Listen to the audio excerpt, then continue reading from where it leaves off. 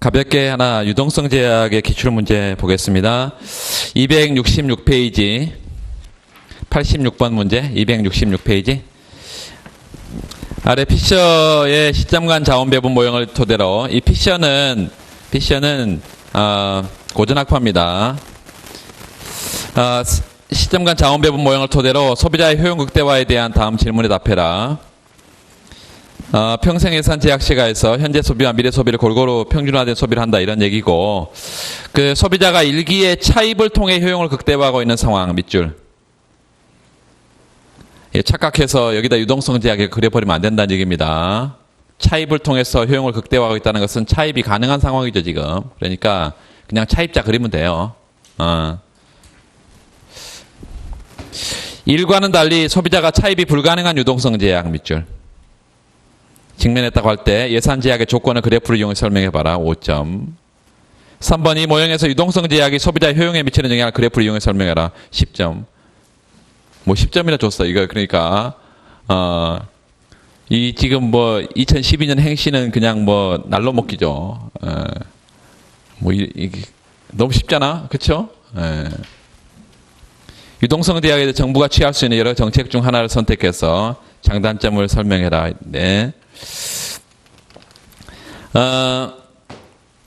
그냥 확인해서 그냥 문제를, 예시답안을 그냥 보시면 되겠습니다. 첫 번째, 차입을 통한 효용 극대화. 거기 초기 부전점 한번 2점 찾아보시고, 그 다음에 A점, 차입 구간에 있는 A점, 현재 소비 C1, 미래 소비 C2, 이렇게 이걸 통해서, 차입을 통해서 효용을 극대화한 상태를 보여주었고, 유동성 제약, 아까 말씀 다 드렸어요. 정의를 정확하게 해야 되고, 이 유동성 제약에서 지금 뭐만 그려보라 했어요? 지금 예산 제약 조건의 변화를 그래프로 그려봐라 했는데, 지금 완전한 유동성 제약만 그려놨는데, 이게 배점이 좀 있다고 하면, 이 차입 이자율과 저축 이자율 다른 경우도 그릴 수 있겠죠? 그렇게 그냥 써놔요. 그냥 거기다. 차입 이자가 저축 이자와 다른 경우.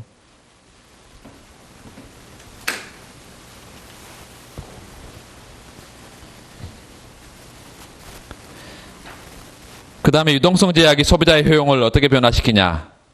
그 뒤에 그래프 보시면 앞에서 이미 봤던 거예요. 그래서 차입을 불가능하게 하게 하면, 아까 A점에서 뭐 썼어요? C1 스타. A점에 점선을 쭉 끌어내서 C1 스타 쓰고, 그 다음에 Y1 옆에다가 C1 프라임 이렇게 쓰면 소비가 감소하고, 효용이 감소하고, 오른쪽에 효용이 변화가 없는 경우도 있고, 그 다음에 이런 차입 유동성 제약, 이게 정부가 할 수 있는 정책이 뭐가 있냐. 그래서 마이크로 크레디트 이걸 적어놨습니다. 미소금융. 미소금융이란 뭐냐? 거기 최근 담보를 제공하기 어려운 저소득층 밑줄. 담보 제공이 어려운 저소득층을 위한 대출 프로그램 하나다. 그라민은행에서 유리한 거다. 창업을 할 수 있도록 그래서 자립을 돕는 것이고, 대안금융제도다. 장점은 뭐냐? 기본적으로 담보를 요구하지 않으니까 저소득층, 소상공인 얘네들의 차입 제약 이거를 완화시킬 수 있다. 또 이 차입자 간의 상호 견제, 상호 지원, 이거 높은 상환율을 기록할 수 있다. 단점은 여전히 도덕적 해이 문제죠. 도덕적 해이 읽어보시면 되겠습니다. 넘어가시고 이제 투자 이론으로 한번 가볼게요. 282페이지. 282페이지. 앞에서 우리가 봤던 거를 조금 깊숙하게 보고 있는 건데요. 전달 경로하고도 연결되어 있고, 282페이지 92번 문제. 현재 우리나라의 경기 상황과 관련해서 추가적인 금리 인하가 필요하다는 주장이 있다. 밑줄. 추가적인 금리 인하. 금리 인하가 경기를 호전시킬 수 있다는 주장은 어떤 경제 이론을 근거로 하냐. 우리가 금리 인하가 경기의 부양을 가져올 수 없다는 주장도 있죠? 없어요? 있잖아요. 어떤 경제 이론을 근거로 경기 호전을 가져올 수 있냐. 제일 중요한 것은 금리 인하가 확장 통화 정책이라는 것이고요. 이 확장 통화 정책이 실물 경제에 잘 파급이 돼야 되고, 첫 번째, 전통적인 금리 경로 보세요. 금리 경로. 물론 전제로서 여러분 확장 통화 정책이 내부 시차, 외부 시차 얘기를 먼저 해주고, 두 번째는 외부 시차가 길고 가변적이기 때문에 블랙박스 이론이 적용된다는 것도 얘기를 해주고, 그 다음에 전통적인 금리 경로는 금리 경로의 그 2단계다 별표. 2단계. 첫 번째 단계는 금리 단기, 장기 은행 금리로 파급되는 과정. 두 번째 단계는 실물 소비 투자로 가는 경우 단계. ISLM 그리고 ADAS로 갔습니다. 확장 통화 정책을 썼어. 오른쪽 왼쪽 그래프에 LM0에서 LM1으로 화살표. 확장 통화 정책. 그러면 이자율이 R0에서 R1으로 떨어지고 투자가 증가하면서 총 수요가 증가하니까 AD 우측, AD0에서 AD1으로 2번, 그 다음 물가 상승 3번, 물가 상승하면 실질 통화량이 감소하면서 LM2로 간다. 그 LM0에다가 P0분의 M0, LM1에다가 P0분의 M1, LM2에는 P1분의 M1. 자산가액 경로. 거기 그 2번 투자의 자산료과 토빈의 Q 투자 이론 별표. 3번의 소비의 자산료과 평생 소득 이론에서 소비 함수 거기다 별표. 그래서 이게 두 가지가 미래적인 투자 이론, 미래적인 소비 이론이에요. 그래서 다른 여러분 소비 투자 얘기를 할 때 그냥 소비는 가처분 소득 함수 이런 거는 좀 이제 웃기고 이런 미래적인 소비 함수, 투자 함수를 가져와서 여러분 설명할 수 있어야 되겠습니다. 첫 번째는 토빈의 Q 투자, Q의 정의 여러분 당연히 알고 있겠고요. 기업의 실물 자본 대체 비용 분자는 주식시장에서 평가된 기업의 시장 가치라 그랬고, Q 값을 뭐 따로 우리가 토빈의 Q를 따로 지금 뭐 이론적으로 정리하지 않기 때문에 평균 Q는 이렇게 생겼습니다.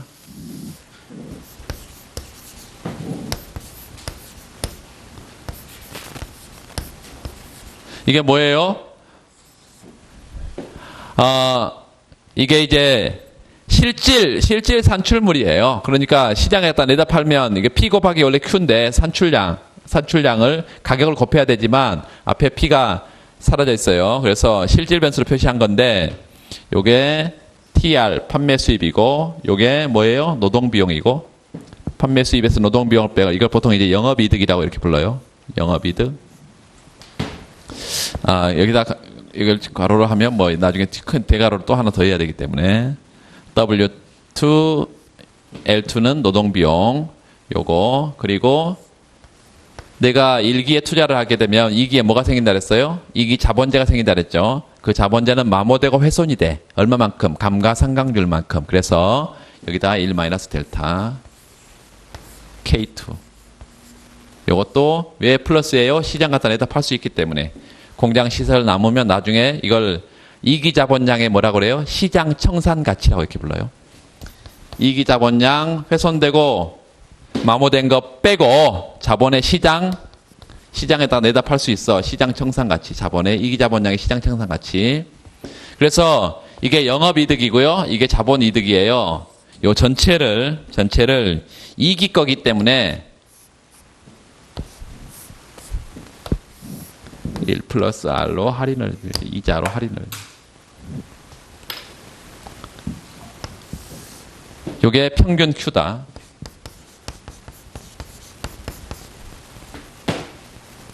한계 Q는요, K2로 미분을 해버리면 됩니다. 그러면 분모는 뭐고요? 1이고. 분자는 요거 미분하면요, K2로 미분하면 DK2분의 DY2가 될 거 아니에요? 요거 미분하면 뭐예요? 제로죠. 여기는 또 뭐야 미분하면? 여기가 DK2분의 한 번만 쓸게요. 안 써도 상관없는데 여기가 변수값이 앞으로 튀어나올 거고 DK 여기가 K 뭐 이렇게 나올 것이고 K2 요거 전체를 지금 뭘로 1 플러스 R로 지금 나눠진 형태로 이렇게 돼 있어.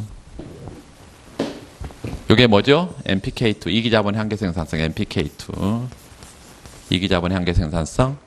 그리고 요게 1 마이너스 델타가 될 것이고 요 전체 값이 지금 이렇게 나눠진 형태다. 1 플러스 R로 이렇게. 이게 한계 Q 값입니다. 한계 Q. 자, 그리고 이 한계 Q는 우리가 다기간 투자 모형에 보면 기업의 동태적 이윤을 극대화하는 투자를 찾아보면 그 투자 결정식이 어떻게 나와요? MPK 마이너스 델타 이퀄 R 이렇게 나오죠? 그거까지 지금 안 하겠습니다.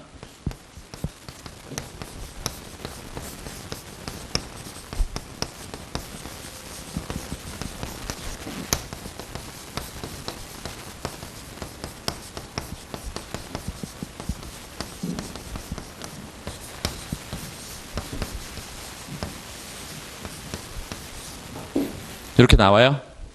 그래서 이 다기간 투자모 투자 결정식을 여기에 한계 Q에다가 집어넣으면 한계 Q는 어떻게 된다고요?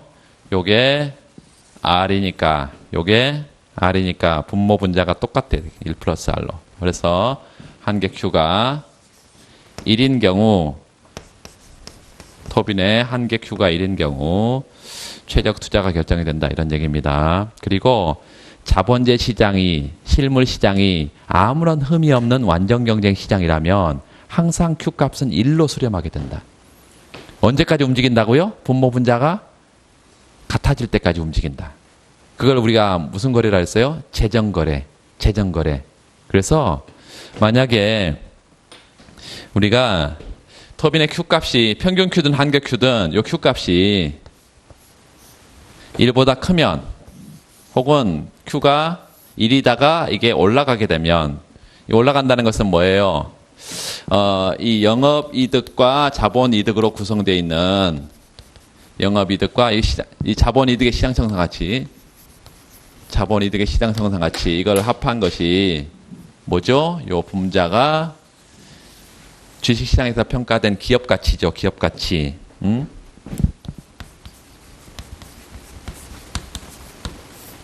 이 기업가치는 뭘로 평가가 된다? 주가로.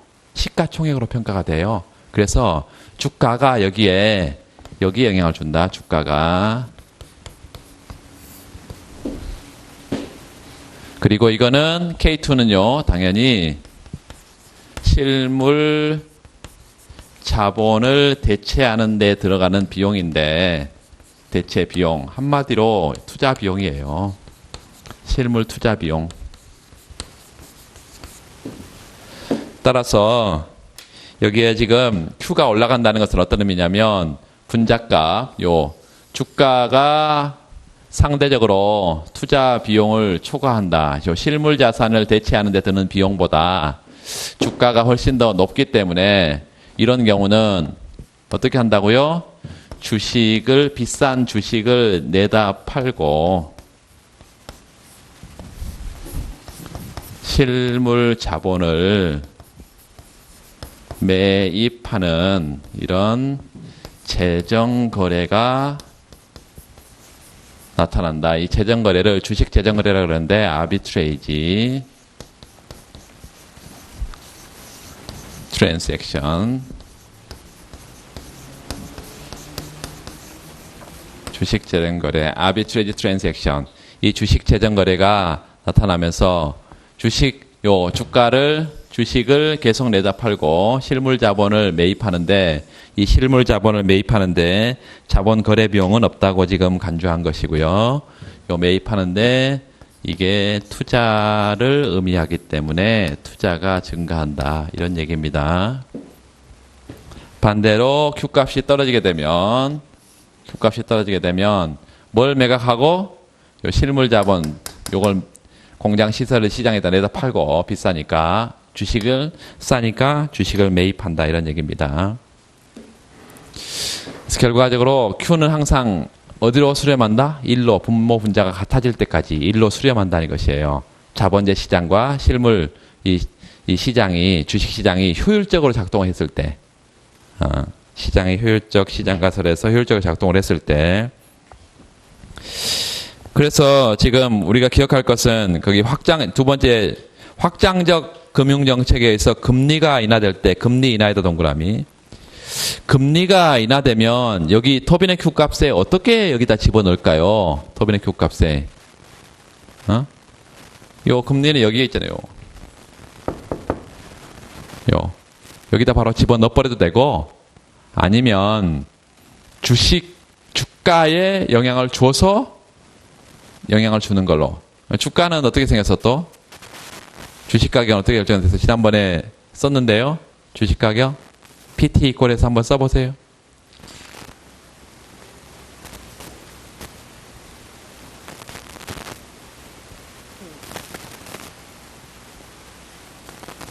PT equal expectation. 조건부 기대치인데 뭘 더한다고? 시그마를 0부터 무한대까지? I equal 0부터 무한대까지. 분모는 1 플러스 R에 I 플러스 1승, 분자는 D, T 플러스 I 플러스 1. 이렇게. 물론 아까 그 해설에 약간 또 쉬운 수식도 하나 있었죠. 거기에 분모의 이자율 체크하고, 분모의 이자율 동그라미 하세요. 그 이자율이 지금 금리 인하면 그 이자율이 떨어진단 말이에요. 그럼 주가는 어떻게 돼?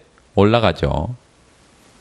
그러면 주가 올라가면 토빈의 Q 값에 분자 값을 끌어올리면서 주식을 팔아요?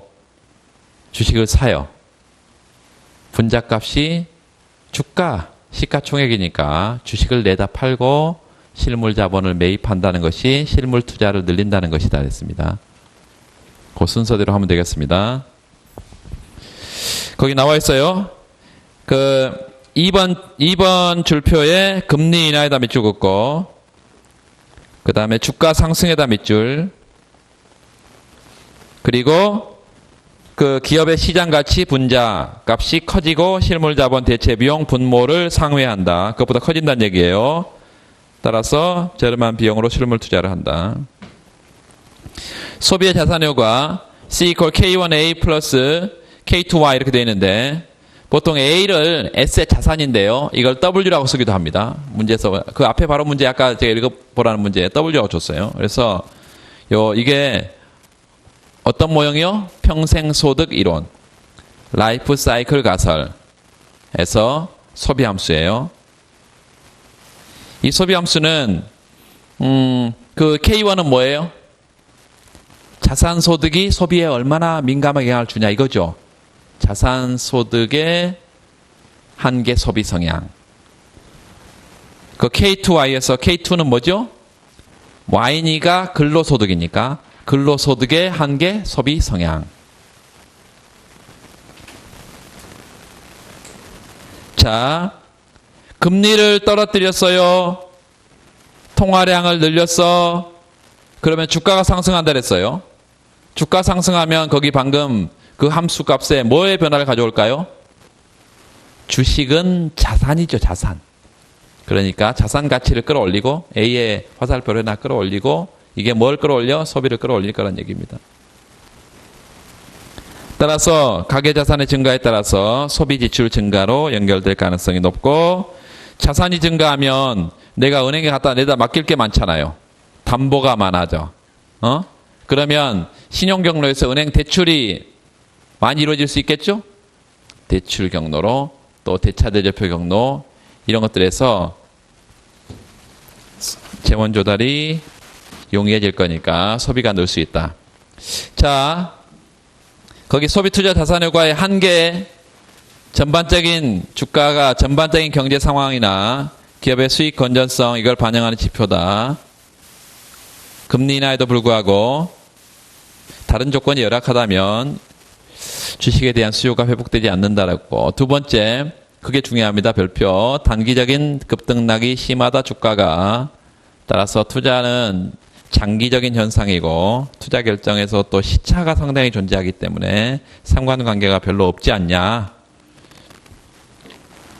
다만 중요한 것은 미래, 기대라는 변수가 미래를 어떻게 비관적으로 보냐 낙관적으로 보냐, 이 기대 변수를 포함하고 있기 때문에 미래적인 투자 함수다 이렇게 평가를 받고요. 주식시장이 가장 기대에 민감한 시장이잖아요. 주식시장이. 그 환율 경로, 환율 경로에 그 이자율 평형 이론이라는 게 있는데요. 이자율 평형 이론에 1단계는 이자율 평형 이론, 2단계는 순수출 경로 이렇게 좀 나눠놨습니다. 금리가 인하되면요. 자, IRP, 가장 간단한 IRP는 이겁니다. 이자율 평가는. 국내 이자와 해외 이자, 그리고 여기 예상 환율 변동률 이렇게 쓰는데요. 이게 같은 것이 interest rate parity, 이자율이 parity, 같아진다는 거예요.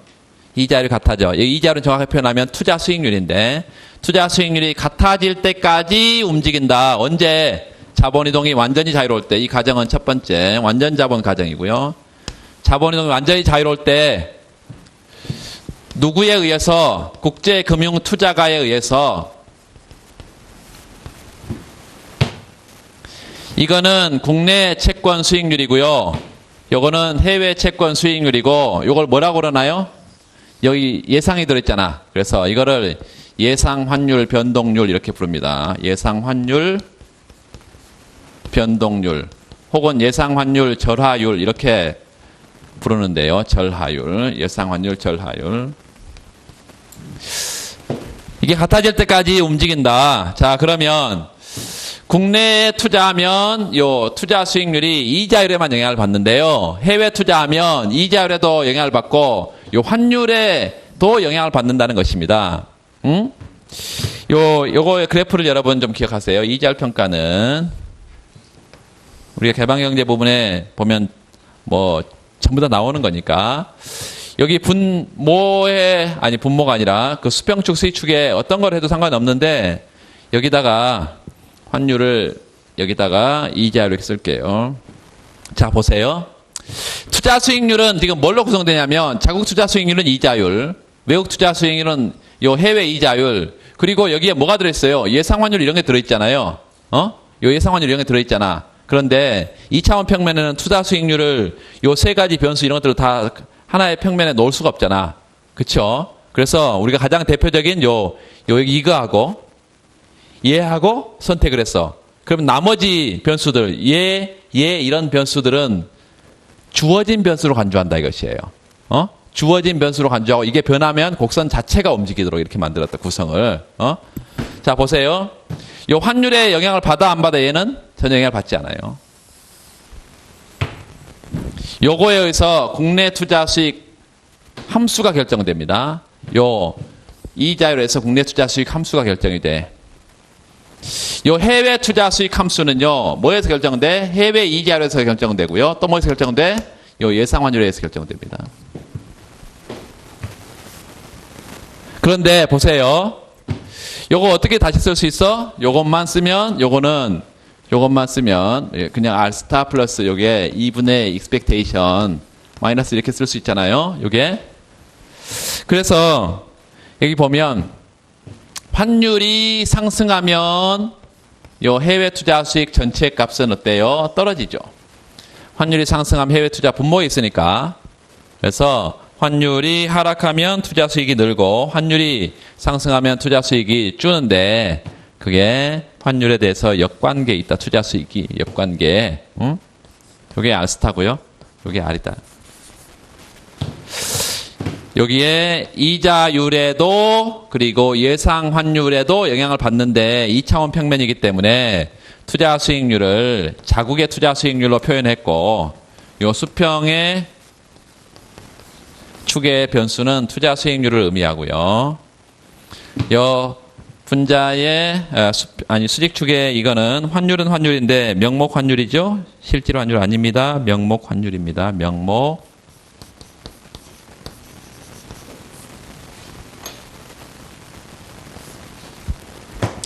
이렇게 맞아 떨어진 상태에서 균형 환율이 정해진다는 이론이에요. 이자율 평가는 이자율이 패러티, 일치하는 상태에서 환율이 결정된다는 이론인데, 확장 통화 정책을 써서 통화를 팽창시켰어. 그러면 국내 금리가 떨어질 거예요. 요 국내 금리는 여기 R 뭐예요? 제로. 국내 금리 여기요. R 제로가 있어. 이게 떨어져.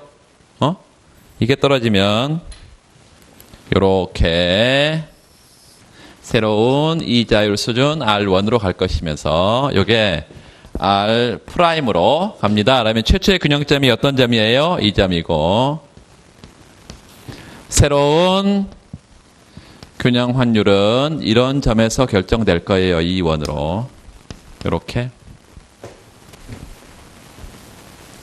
그 과정을 잠깐 설명을 드리면 첫 번째는 확장 통화 정책을 쓰면 국내 금리가 떨어지고 처음에 같았던 요 이자율 평가식에서 예상 환율 마이너스 2 이렇게 요 같았던 이 상태에서 국내 금리가 떨어지게 되면 요런 방향으로 투자 수익 격차가 나오고요.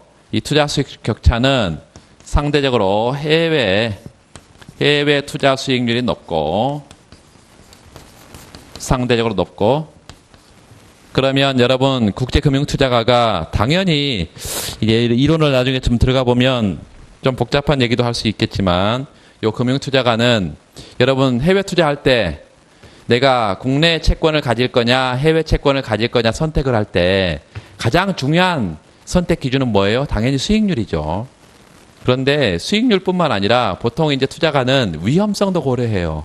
위험을 고려하는데 요 이자율 평가 이론에는 위험을 전혀 고려하지 않는다는 기본 가정이 있어. 요 이자율 평가는 가정이 완전 자본 가정도 있지만 이 금융 투자가가 위험에 대해서 어떤 투자가다고요? 위험 중립적인 투자가예요. 위험을 전혀 개의치 않아.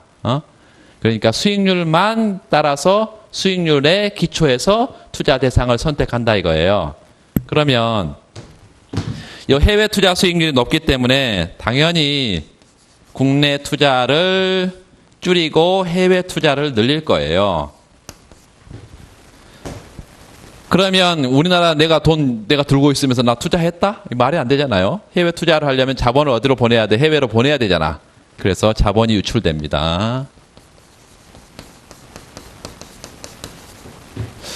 자본이 유출된다는 것은 국내 원화가 그냥 빠져서 나 원화 네 미국에 투자할게. 이 말이 안 되는 거잖아요. 이 원화가 뭘로? 외화로 바뀌어서 빠져나갑니다. 외화로 바뀌어서 빠져나가. 그래서 외환 시장에 수요가 늘어서 초과 수요 상태가 돼요. 이 초과 수요는 외환을 살려는 사람들이 많다는 거잖아요. 외환의 가격이 환율입니다. 그래서 환율이 상승한다.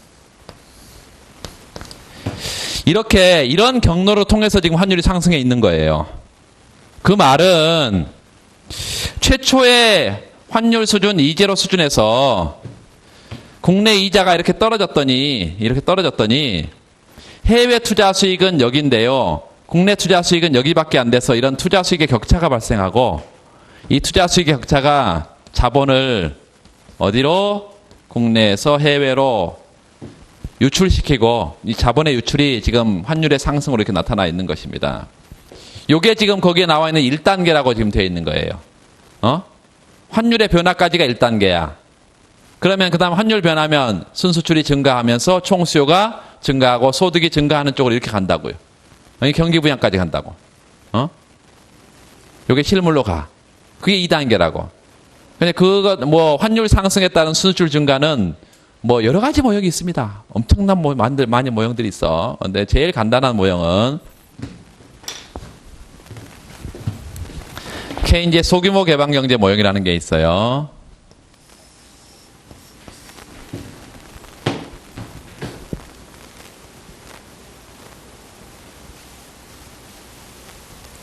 자, 여러분 우리가 개방의 국민소득 상승식 오늘인가 어제 봤나? 네.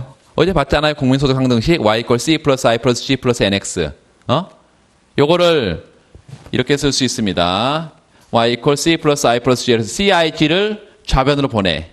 그러면 그거를 asset이라고 a 총지출 absorption 그래서 x 마이너스 import 이렇게 쓸 수 있어요. 요게 뭐라고? CIG.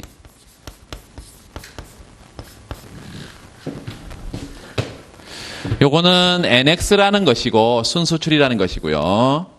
이 순수출 곡선은 여기서 이 모형에서는 수출은 그냥 주어져 있는 거고요. 외생 변수고 소득이 수입의 함수입니다. 소득이 증가하면 수입이 증가해. 그래서 이런 형태로 소득이 증가하면 점점 수입이 증가해서 순수출이 감소하는 이런 형태로 곡선이 생겨 있어요. 그리고 y-a는 요 a가 뭐라고요? 소비, 투자, 정부지로 구성되어 있는데 이 소비가 뭐의 함수야? 소득의 함수죠. 그렇기 때문에 a도 당연히 뭐의 함수예요? 소득의 함수입니다. 소득이 증가하면 증가할수록 a가 어때? 증가해. 그런데 얘도 증가하잖아. 그런데 이 a가 소득 증가가 1% 증가하면 a도 1% 증가할까요? 아니에요. 왜냐하면 이 한계 소비 성향이 0과 1 사이 값이기 때문에 더 작아. 그래서 요 전체 함수 값이 소득이 증가하면 이 함수 값이 얘가 크다고 얘가 크지. 그렇죠? 그래서 우상향하는 이런 증가 함수다. 증가 함수. 이게 y-a 이렇게 돼 있어요. 최초의 이 점은 경상수지가 균형 상태입니다. 요 수익추에는 y-a하고 x-임포트. 이게 이제 뭐 김박제에도 가장 단순한 모형으로 개방경제 가면 처음 나와 있는 모형이에요. 김박제는 요거를 이제 요거 대신에 뭐라고 되어 있냐면 s-i 이렇게 되어 있습니다. 왜 s-i라고 되어 있을까요? 요게 y-a equal x-임포트 요거라 그랬는데 요 a가 CIG고 지난번에 이걸 SP-i 플러스 T- 이렇게 쓸 수도 있다 그랬잖아요. 여기 NX고 그냥 이렇게 요게 정부의 저축이고 요게 민간 저축이니까 그걸 합하면 국민 저축이고 NS-i equal NX 이렇게 쓸 수 있겠죠. 그래서 이 모형은 케인즈 소규모 개방경제 모형은 우리가 거시경제학에서 보는 가장 단순한 케인즈 소득 지출 모형을 개방경제로 했다고 생각하면 돼요. 케인즈 소득 지출 모형은 생산물 시장만 보잖아요. 이것도 생산물 시장밖에 없어. 그러니까 요 대신에 y-a 대신에 뭐라고 쓸 수도 있다고? ns-a 이렇게 쓸 수도 있는데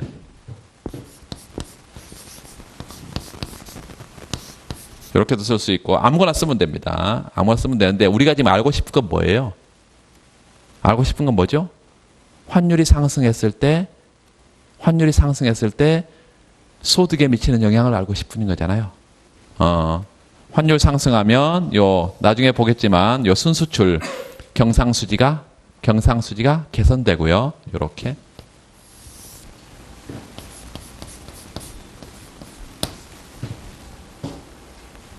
소득이 Y0에서 Y1으로 증가한다. 경상수지는 뭐가 되고? 흑자가 되고요. 경상수 흑자가 되고 소득은 증가한다. 그런데 이 모형에 가장 중요한 전제 조건이 있어요. 마샬 런너 조건이 성립한다는 기본 가정이 있어요. 이 모형에. 그래서 환율이 상승하면 마샬 런너 조건 이렇게 씁니다. 몰라도 이렇게 아는 것처럼 쓰면 됩니다. 이게 에타라는 것인데 탄력성이에요. 수입 수요 탄력성. 두 나라가 있어. 수입 수요 탄력성은 상대방의 수출 공급 탄력성인가요? 그렇죠? 나의 수입 수요는 상대방의 수출 공급이잖아. 두 나라밖에 없어. 그러니까 얘가 수입 수요 탄력성이면요. 얘는 상대방의 수입 수요 탄력성이면 얘는 다시 뭐라고 생각할 수 있어? 나의 수입 수요, 상대방의 수출 공급 탄력성. 그렇다면 이거는 또 뭐라고 생각할 수 있어요? 상대방의 수입 수요면 나의 수출 공급 탄력성. 그러면 양국의 수출 공급 탄력성의 합이 1보다 크다는 조건도 되겠고 양국의 수입 수요 탄력성의 합이 1보다 크다는 조건도 되겠고 다 똑같은 얘기예요. 그래서 양국의 수출 공급의 탄력도가 합이 1보다 크다라는 것이 마샬 런너 조건이고 그냥 마샬 런너 조건, ML 조건, 이 마샬 런너 조건이 충족된다는 전제하에서 결과적으로 순수출 경상수지가 개선된다 이 것이 이 전통적인 환율 이론입니다. 이 가장 간단한 거예요, 이게. 2단계를 그렇게 그래프로 보여줄 수 있습니다. 신용경로가 나와 있고요. 신용경로 개념, 정보의 비대칭성 밑줄 그으세요. 지난번에 제가 말씀드렸는데 이 신용 경로에서 신용 할당이라는 것은 기본 경로라 그랬어요? 아니면 이게 현실에 적용됐을 때의 경로라 그랬어? 기본 경로가 아니에요. 신용 할당은. 일단 신용 경로는 통화를 가격 경로로 통해서 배분하는 게 아니라 양적 경로로 통해서 배분한다는 것이지 배분이 안 된다는 게 아니에요. 그래서 중요한 것은 거기 나와 있는 은행 대출 경로 지난번에 했어요. 은행 대출 경로 저 밑에 나와 있죠. 284페이지 오른쪽 단의 제일 끝에 구체적인 경로에 은행 대출 경로. 그 다음에 그 밑에 가면 대차대조표 경로가 있어요. 대차대조표, 재무제표 뭐 이렇게 했는데 이걸 다 합쳐서 대차대조표래요.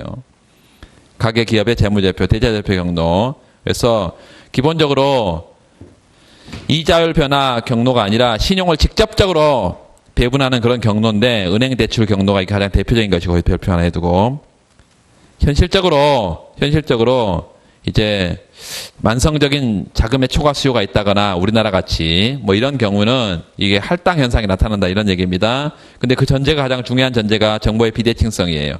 비대칭성 밑줄 긋고 대부자금 시장이 비대칭 정보하에 있다. 자금 공급자가 정보가 부족해요. 수요자가 부족해요. 기업은 자기가 잘 알아요.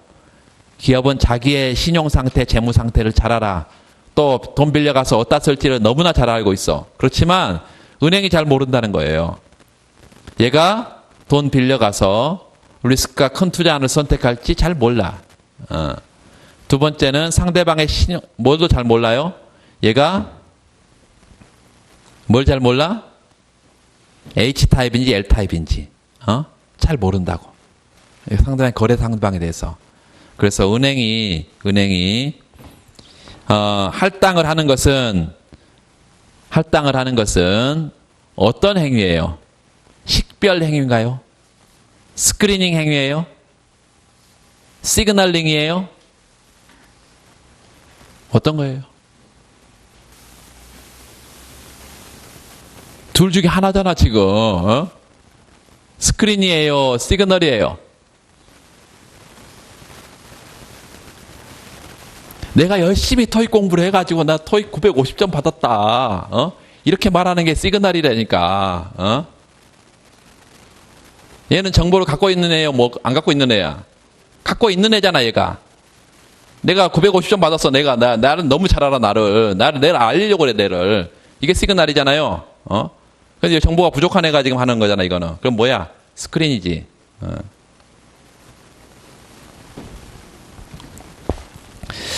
자, 그래서 은행 대출이 밑줄 긋시다. 이자율뿐만 아니라 비가격 변수에 의해서도 결정된다. 그게 은행 대출 경로, 재무제표 경로가 있는데 그 전제 막 이런 거 다 썼는데요. 요거 이제 이렇게 이게 신용 할당이 나와 버리면 이렇게 써야 되겠죠. 근데 그거 아니면 이렇게 쓸 일이 없어. 사실은. 근데 이해는 좀 해봅시다. 일단 전제가 채무자의 신용에 대한 정보 비대칭성하에서 중소기업이나 가게는 투자 및 소비 지출을 밑줄 긋시다. 은행 대출에 의존한다. 대기업은 자금 조달 방법이 많이 있는데 은행 대출에 전적으로 의존하는 게 중소기업이라 했습니다. 두 번째, 은행 대출과 국공채는 완전 대체제가 아니다. 이게 어떤 의미예요? 그 각주를 잠깐 보세요. 중앙은행이 만약 긴축 정책을 쓰면 은행은 잔고가 떨어질 텐데 그 떨어진 것을 신용 위험이 낮고 유동성이 높은 국공채를 보유하고 대신 뭘 줄여버린다고요? 대출을 줄여버린다. 국공채를 선택할래? 너 은행에 국공채를 선택할래? 아니면 대출을 선택할래? 대출을 줄여버린다 이거지. 그래서 이 은행 대출과 국공채가 완전 대체제가 아니다. 그런 의미고. 그 비대칭 정보의 신용 할당 그거는 이게 길게 생겼으니까 이런 단점이 있구나. 독서실에 되게 떨어지고 그래요? 그런 일은 없죠. 좀 당황스럽네. 어디 하는지 잊어버렸어 지금. 몇 페이지예요? 284페이지. 신용할당 그래프를 기본적으로 대부자금 시장이죠. 대부자금 시장에서 이자율과 대부자금의 거래량 그래서 로우너블 펀드 그래서 L 쓰기도 하는데요. 뭐 굳이 L 쓸 필요가 없고 수량 변수 쓰면 되겠습니다. 수요 곡선은 이렇게 생겼어. 대부자금의 수요 곡선은 디맨드 커브. 공급 곡선이 그러니까 우상향으로 보서 이렇게 그려져 있기도 한데요. 자, 우상향한다는 건 뭐예요? 대부자금의 공급이 이자율이 높으면 계속 대부자금의 공급을 늘린다는 얘기잖아요. 현실은 그렇지 못하잖아. 그렇지 못해서 이 대부자금 공급곡선이 후반 골절하는데요. 어디서 후반 골절하냐면 은행의 기대 수익 요 이윤이 은행의 이윤이 자금 공급자의 이윤이 이자율을 높으면 어느 순간까지는 뭐가요? 이윤이 커지는데 더 높으면 수익이 떨어져 버려서 이윤이 떨어져 버리는 이런 현상이 나타난다 이것입니다. 그러면 언제까지만 대부자금의 공급을 늘리겠어요? 여기까지만 공급을 늘린다 이것입니다. 그리고 이 지점을 통과하면 공급을 줄여버려요. 그러니까 이제 조금 이제 이런 형태로 그려볼 수 있다는 것이에요. 여기 공급이 늘어. 그런데 요 점을 통과하면 공급이 줄어버리기 때문에 이런 형태로 이렇게 후반 골절한다. 그리는 방법 한번 그려보세요. 이거 눈으로 보는 게 되는 게 아니고 한번 그려봐요. 실패해서 또 화이트 칠하고 막 이거 곤란해.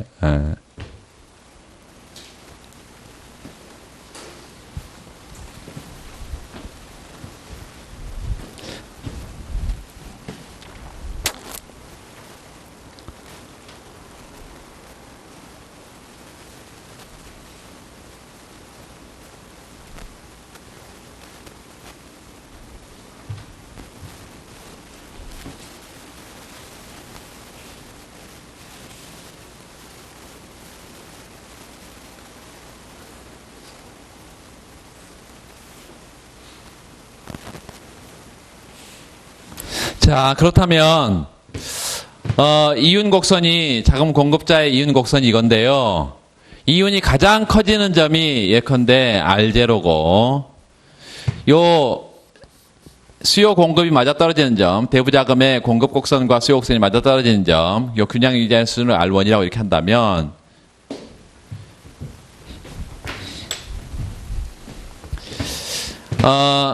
수요 공급이 맞아떨어지는 점에서 이자율을 정하는 게 아니라 시장의 균형 이자율, 이게 이제 대부자금의 비대칭 정보가 아니라면 요 균형 이자가 될 텐데 이자율보다 낮은 수준에서 이자를 묶어두고요. 경직적으로 묶어두고 그때는 요만큼의 공급을 넘어서는 만성적인 초과 수요가 있음에도 불구하고 이자를 높이지 않는다 이것입니다.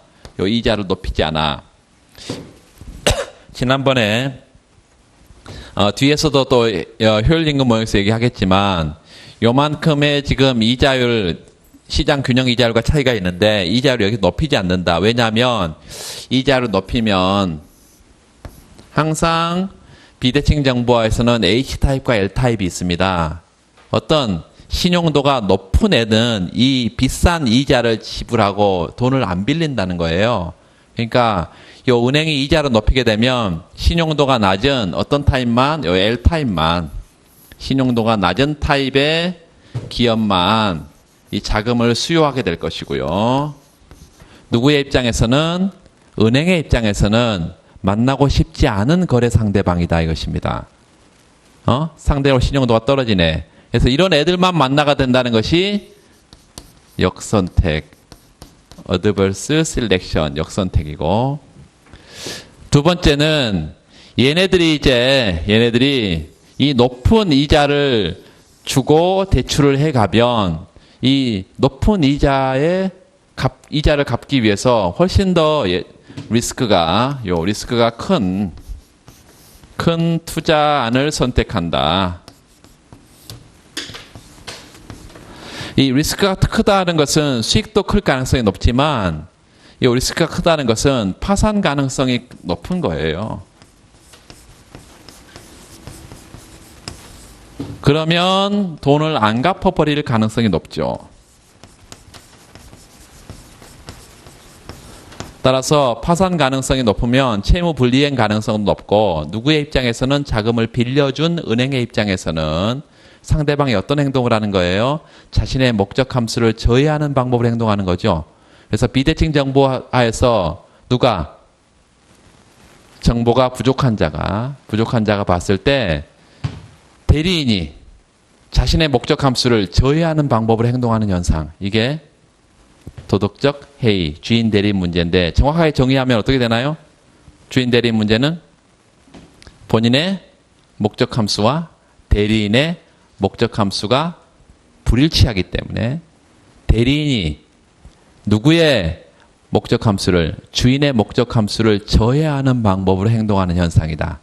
이게 주인 대리인 문제다 이것입니다.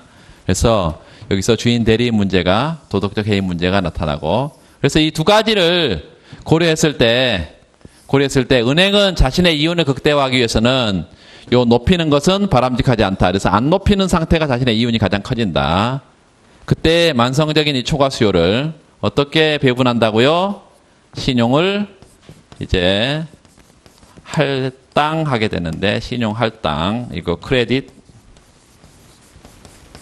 레이셔닝, 신용 할당을 한다 이것입니다. 얘가 이제 담보가 가장 담보물이 중요한 신용 할당의 기준이 되겠습니다. 담보물. 그리고 얘네들의 신용도를 다양하게 평가를 하겠죠. 기업의, 중소기업들의 그 신용도, 대기업의 신용도 정확하게 얘를 평가를 해서 신용 할당을 한다. 그래서 이 신용 할당이 일반적인 상황에서는 금리가 낮은 게 투자 소비를 늘리는 게 아니라 뭐에 영향을 받는다고요? 요 신용 규모의 소비와 투자가 영향을 받는다. 요 신용 규모를 크레딧 어베일러빌러티 이렇게 부릅니다. 어베일러빌러티. 예. 크레딧 어베일러빌러티, 신용 이용 가능성, 신용 이용 규모, 이런 거에 영향을 받는다.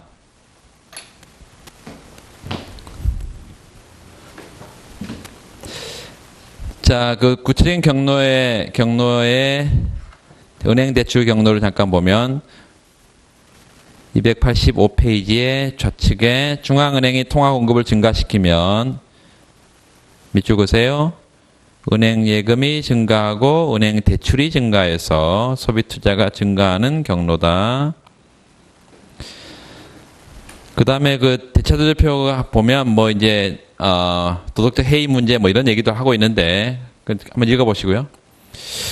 참고에 화폐금융정책의 파급 경로에다 별표를 하고, 파급 경로, 금리 경로 동그라미, 자산가액 경로 동그라미, 환율 경로, 신용 경로, 그 자산가액 경로 안에 Q 이론, 부의 효과 이런 게 있고,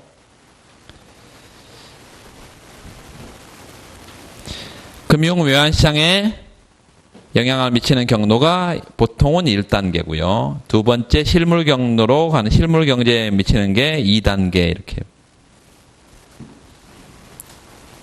그거를 도표를 여러분 암기를 해야 되고, 요거를 한 5줄로도 쓸 수 있어야 되고 25점짜리로 쓸 수도 있어야 되고 뭐 이런 것입니다. 그렇게 하고, 그 다음에 93번 문제 286페이지 또 기출 문제 하나 더 보겠습니다. 우리 경제는 최근 내수 소비 투자가 급속히 위축되는 가운데 2006년에도 그러는데 2016년에도 그러네요. 항상 그렇죠. 소비 투자가 잘 되고 있다. 이런 기출 문제를 본 적이 없을 거예요. 문제 안 나오지 그러면. 부동산 가격이 폭등하는 현상. 이게 이제 부동산 가격은 지금 굉장히 낮은 상태이기 때문에 이게 좀 다릅니다.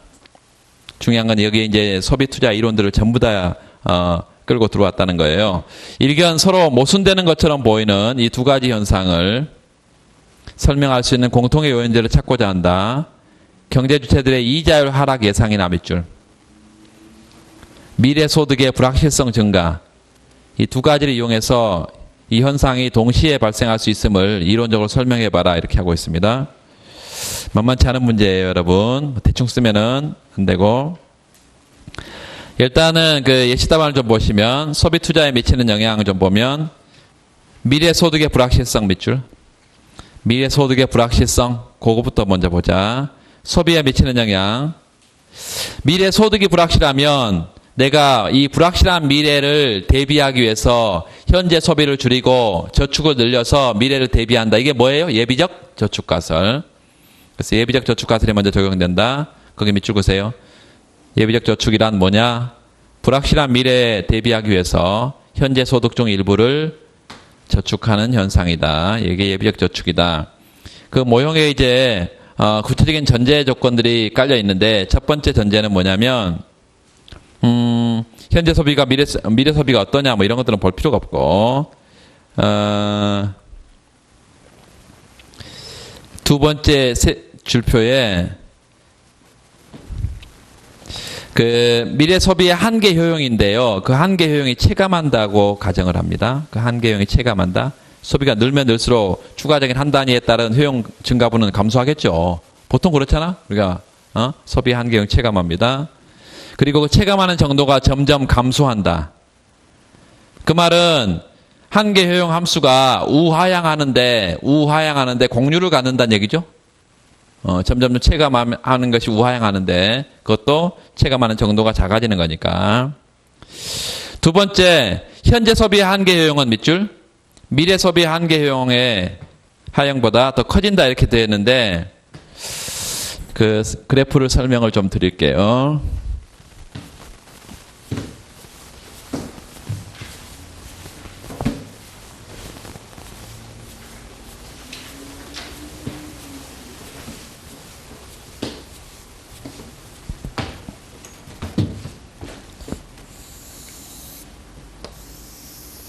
여기가 소비고요. 여기는 소비의 한계 효용이에요. 이 소비의 한계 효용인데 효용의 U' 이렇게 상관없고 U' 이렇게 되고 한계 효용.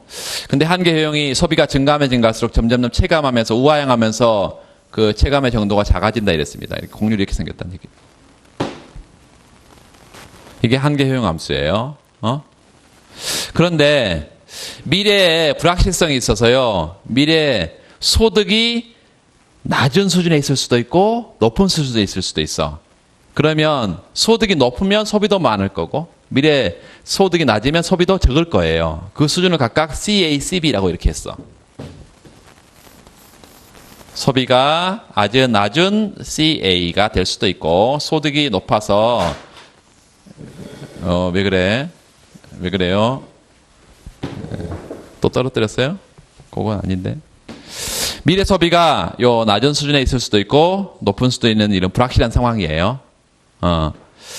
그리고 기대값이 미래 소비의 기대값이 현재 소비다 이렇게 가정을 하자.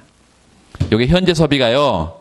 현재 소비가 미래 소비의 기대값이다. 2분의 CA 플러스 CB.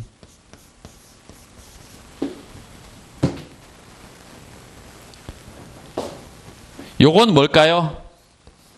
미래 소비의 수준이 CA일 때 한계 효용이죠. 이렇게 쓸 수 있습니다. 요 프라임, 요 CA, 미래 소비의 한계 효용. CA일 때. 요건 뭐죠? CB일 때, U 프라임, CB 이렇게. 그리고 이게 이제 확률로 왔다 갔다 하겠죠? 불확실한 상태가 돼. 확률로 왔다 갔다 해. 그러면 여기는 미래 소비의 기대값으로 구성되어 있는 이 현재 소비는 한계 효용이 얼마입니까? 요 높이지. 확실한 요 한계 효용이 높이야. 요거는 어떻게 쓸 수 있어요? 요 2분의 CA, CB가 갖는 CA 플러스 CB가 갖는 효용의 요 한계치죠. 그렇죠? 여기는 어때? 여기 수직의 점선을 쭉 끌어올려가지고 여기는 어때요? 여기는 얘하고 또 하나 예. 예. 한계 효용을 더한 것의 절반이죠. 그렇죠? U 프라임 CA 플러스 U 프라임 CB 요거에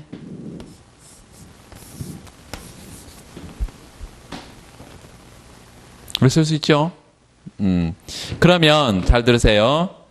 지금 현재 소비의 한계 효용하고 미래 소비의 한계 효용의 기대치하고 이로 나눴으니까요. 기대치, 이 미래 소비 한계 효용 기대치하고 요 크기가 어떤 게 더 커요? 요런 점을 A점, 요런 점을 B점, 요런 점을 C점, 요런 점을 D점 이러면 당연히 D가 C보다 크지. 그래서 미래 소비 한계 효용의 기대치가 더 높은 거예요. 현재 소비의 한계 효용보다. 그러면 내가 지금 한 단위 소비했을 때의 효용 증가분보다 미래 한 단위 소비를 늘렸을 때 효용의 증가분의 그 기대치가 더 크기 때문에 뭐 해야 돼? 언제 소비를 늘려야 돼? 미래에. 그러면 당연히 지금 현재 소비를 뭐 하고요? 줄이고 미래를 위해서 예비적 저축을 늘려고 예비적 저축을 늘려서 미래 소비를 더 해야지. 이렇게. 이게 합리적인 소비자죠.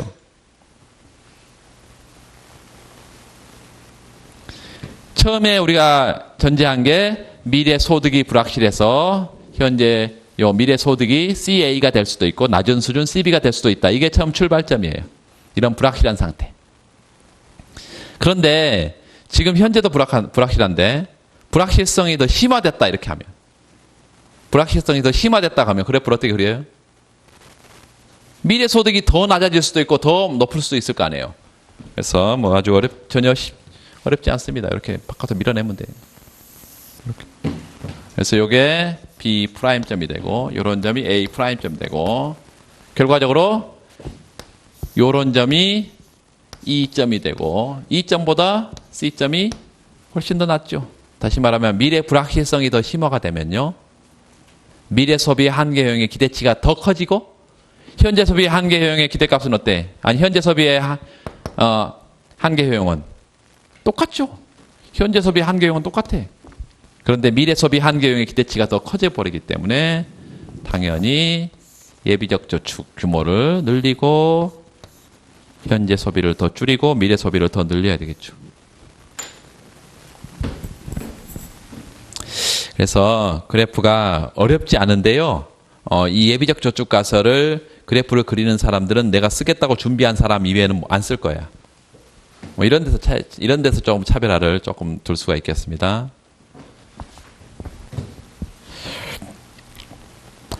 아, 287페이지 우측단의 그래프 밑에 잠깐 보세요.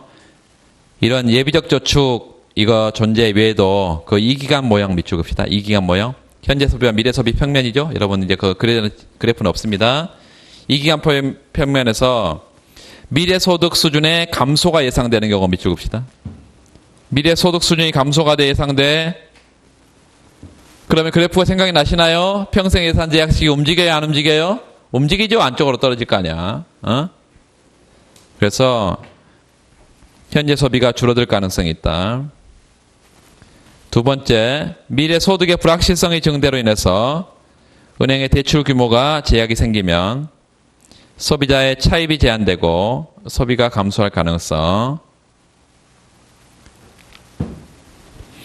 투자에 미치는 영향, 동그라미 투자.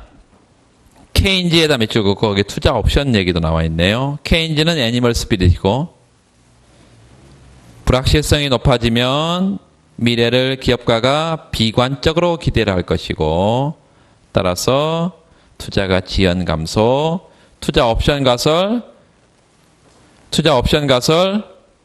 어떤 게 키워드라고요? 투자의 비가역성, 옵션권의 가치 이런 얘기가 나와야 됩니다. 그래서 경제가 불확실하면 불확실할수록 옵션권의 가치가 오래 보유할수록 최적 투자 시점을 기다릴수록 옵션권의 가치가 높아지기 때문에 투자가 지연 감소한다. 이랬습니다. 딕싯과 핀다이크 그랬고,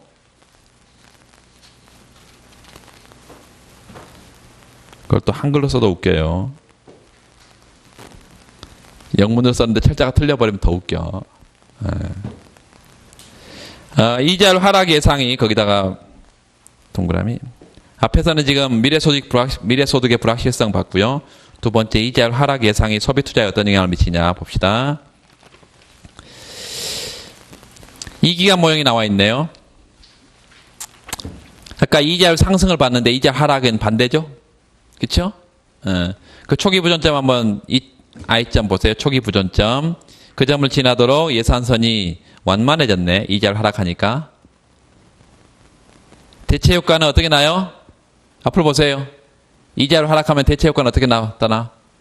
이자율이 떨어졌으니까 상대적으로 현재 소비의 기회비용이 하락하고 현재 소비를 더 늘리고 미래 소비를 줄이고 이게 대체 효과. 두 번째, 이자율 하락하면 저축자나 차입자에 따라서 달라지겠죠? 저축자는 이자 소득이 감소하고 차입자는 이자 비용이 감소하고. 이 구간이 지금 어떤 구간이야? 저축자 구간이죠? 그래서 저축자 구간에서 대체 효과하고 소득 효과를 그래프를 그릴 수 있으면 되겠습니다. 자, 보세요. 이자율 하락 예상한 경우 그 대체 효과는요, 기간 간 대체 효과. 현재 소비를 늘리는 방향이다. 왜? 그 밑에 써놔요. 현재 소비의 기회비용이 감소하니까. 소득 효과는요, 차입자냐 대여자냐에 따라서 달라지겠지만 경제 전체에는 얘네들이 서로 상쇄될 가능성이 높아서 결론적으로 대체 효과가 소득 효과보다 크다라고 보통 가정을 합니다. 그렇죠? 여러분, 대체 효과가 소득 효과보다 크잖아요. 안 커요? 죄송해요. 대가 소보다 크잖아. 그래서 보통 대체 효과가 소득 효과보다 크다라고 가정을 합니다. 합리적이죠? 왜냐하면 소득 효과가 여기 흑자 가게도 있고 적자 가게도 있고 차입자도 있고 대여자도 있기 때문에 얘네들은 서로 이제 상쇄될 가능성이 높단 말이에요. 그래서 대체 효과가 더 크다라고 가정을 하고, 그래서 결과적으로 현재 소비는 감소한다 믿죠? 투자에 미치는 영향. 신고전파 투자 이론에 따르면 그 투자자는 자본재 보유에 한계 편익하고 그 다음에 투자의 기회비용 이걸 비교해서 결정한다. 그 수식은 기억해 두세요. MB하고 MC가 맞아떨어져야 되는데 MB는 한계 편익은 자본재 한계 생산성이고요. 그 다음에 이게 실질 변수를 표현한 건데 거기 이자율에다 넣은 거라면 이자율 R 플러스 델타 이자율. 그래서 거기 이자율이 떨어지게 되면 뭐가 떨어지나요? 비용이 떨어지죠. 밑줄 보세요. 이자율 하락은 자본재 보유의 기회비용을 떨어뜨린다. 따라서 지난번에 그래프 봤는데 그래프 평면 그려보세요. 그 위에다가 평면 MB 곡선 우하향하는 거, MC 곡선은 일정하다 이래서 수평으로 보내고, 분모는 뭐예요? K죠, K.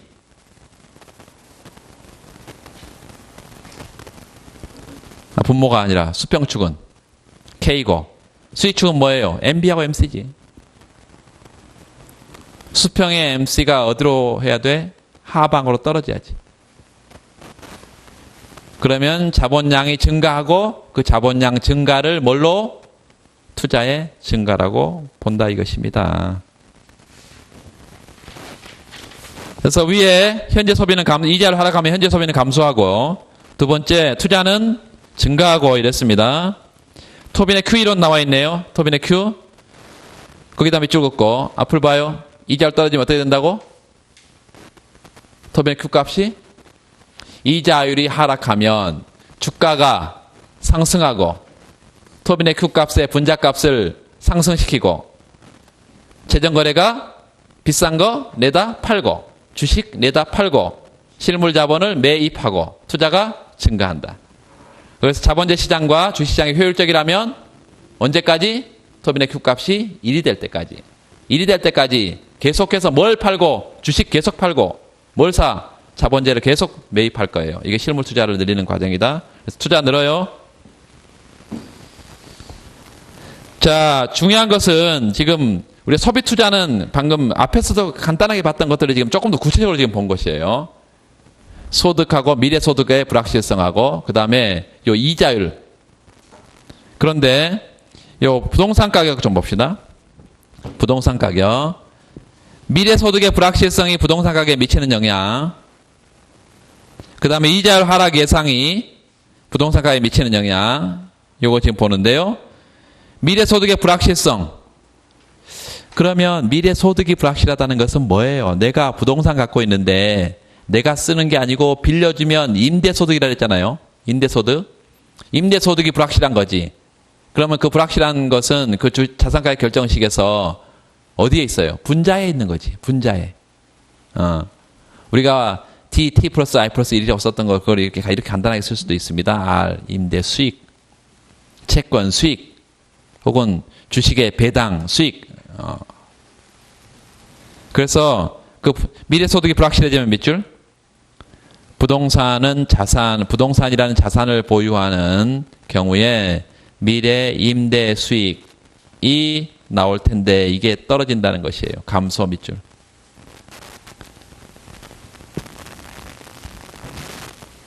그러면 부동산 가격이 떨어지게 되어 있다. 두 번째, 이자율 하락 예상이요. 부동산 가격 결정식에서 분모에 할인율 R값이 있다. R값이. 요 이자율 하락하게 되면 할인율 값이 떨어지면서 전체 값은 올라간다. 미래 임대 수익 흐름의 현재 가치가 상승하게 되고 이건 자산 가격을 끌어올린다. 그러니까 미래 소득의 불확실성과 이자율 하락 예상이 부동산 가격에는 다른 영향을 주는구나. 지금 부동산 가격이 어떻게 되고 있다 그랬어요? 폭등하고 있다 그랬어. 폭등. 그러면 1번 거예요? 2번 거예요? 충격이. 2번 게 부동산 가격을 상승시키고 있다. 이렇게 생각할 수 있겠습니다. 대충 하면 안 되고. 앞에서는 소비 투자가 어떻게 되고 있다 그랬어요? 소비 투자가 감소하고 있다 그랬잖아요. 그 소비 투자 감소는 뭐 때문에 나타나고 있는 거예요? 미래 소비의, 미래 소득의 불확실성, 그리고 여기 이자율 하락 예상. 어떤 거예요? 이자율이 하락하면 소비 투자가 는다니까. 그렇죠? 투자가 늘잖아, 기본적으로 이자율이 하락하면. 그래서 확실하게는 미래 소득의 불확실성이 뭘 줄이고 소비 투자를 줄이고 있고, 그 다음에 부동산 가격을 폭등시키고 있는 것은 미래 이자율 하락 예상이 부동산 가격을 폭등시키고 있다. 그래서 그 소개를 보세요. 소개를 별표. 미래 소득의 불확실성 증가와 이자율 하락 예상은 모두 소비 투자 규모, 부동산 가격에 영향을 미치는데 중요한 것은 소비 투자 규모는 미래 소득의 불확실성 증가의 효과가 더 크게 나타나고 내수 부진에 야기됐고 부동산 가격의 경우는 방금처럼 소득의 불확실성보다는 이자율 하락 예상의 효과가 더 민감하게 영향을 준 것이라고 볼 수 있다. 그래서 예전에 조금 답안이 좀 정말 낯뜨거운 답안들을 다 이번에 많이 고쳤습니다.